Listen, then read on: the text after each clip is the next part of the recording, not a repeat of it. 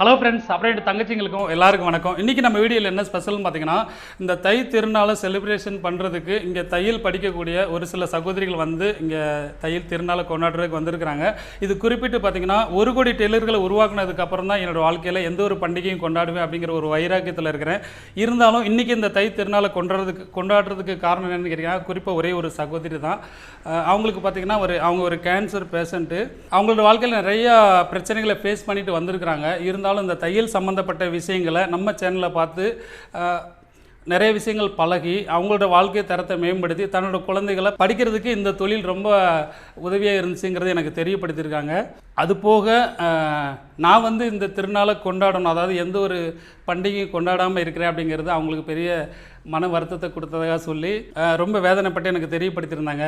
அந்த சகோதரிக்காக அவங்களோட சந்தோஷத்துக்காக இன்றைக்கி நம்மளோட ஆஃபீஸில் இந்த தை திருநாளை செலிப்ரேஷன் பண்ணியிருக்கிறேன். இதே மாதிரி முழு மனசோடு நான் கொண்டாடுறதுக்கு இன்னும் கொஞ்சம் காலம் ஆகும். ஆனால் அந்த 1 கோடி டெய்லர்களை உருவாக்குனதுக்கப்புறம் கண்டிப்பாக நானும் முழு மனசோட இந்த தை திருநாள் மட்டும் கிடையாது, எல்லா பண்டிகையும், என்னோடய பிறந்த நாளும் என்னோடய திருமண நாள் எல்லாத்தையுமே நான் கொண்டாடுவேன் அப்படிங்கிறது உங்களுக்கு நான் தெரியப்படுத்திக்கிறேன். அது மட்டும் இல்லாமல் இன்றைக்கி வந்திருக்கிற எல்லா சகோதரிகளுக்கும் என்னோடய நன்றி வாழ்த்துக்களை நான் தெரிவிச்சுக்கிறேன்.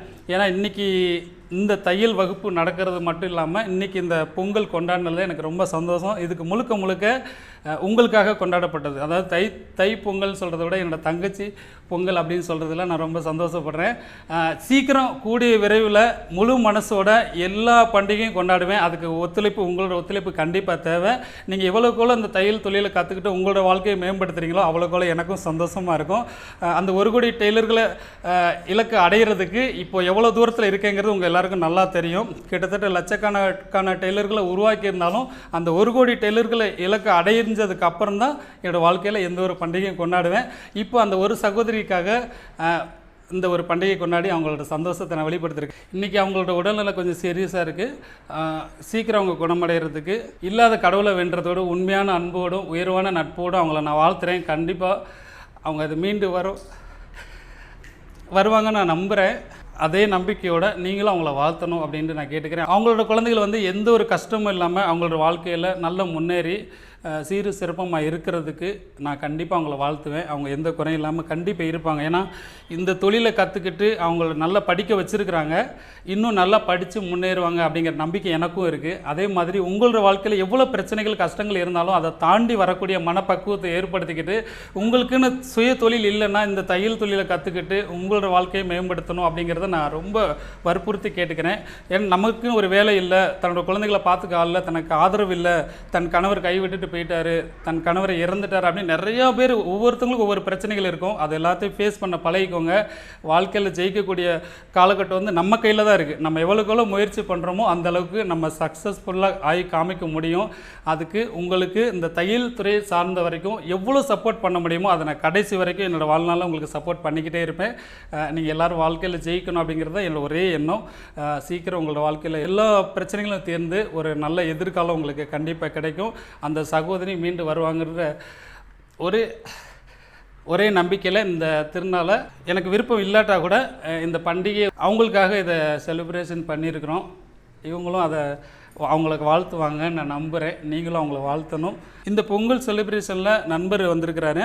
அவர் எனக்கு இப்போ கொஞ்ச நாளாக தெரியும். இப்போ நேரில் வந்திருக்கிறாங்க. அவங்க நல்லா பாட்டு படிப்பார்.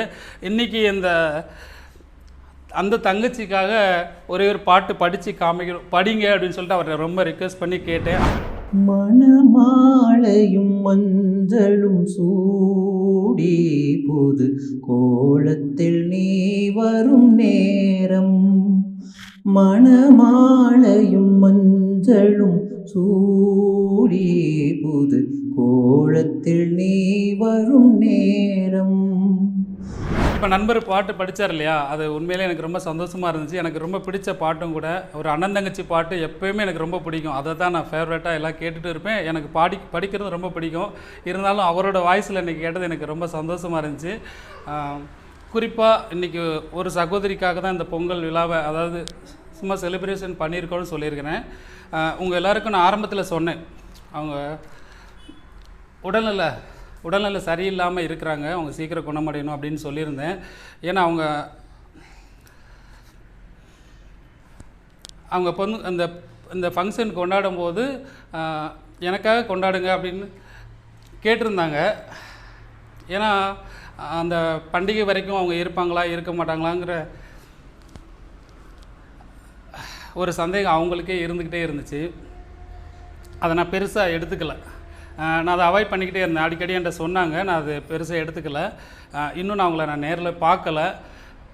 ஆனால் இதில் என்ன பெரிய கவலையான விஷயம் என்னன்னு கேட்டிங்கன்னா, அவங்க சொல்லிக்கிட்டே இருந்தனால பூரா நான் அது உதாசீனப்படுத்திட்டேன். கடைசியில் வந்து அவங்க திருப்பி சும்மா ஒரு ஆறுதல் சொல்லணும்னு பேசும்போது அவங்க இல்லைங்கிறது தான். அதாவது ஒரே ஒரு பண்டிகையாவது கொண்டாடுங்கண்ணா, நான் பார்க்கணும், பதிவில் போட்டிங்கன்னா கூட போதும், எனக்கு ரொம்ப சந்தோஷமாக இருக்கும் அப்படின்னு கேட்டுகிட்டே இருந்தாங்க. அதை உதாசீனப்படுத்தினேன். அது அவங்க இறந்துட்டாங்கங்கிறது வந்து எனக்கு ஒரு மாதத்துக்கு முன்னாடி தான் தெரியும்.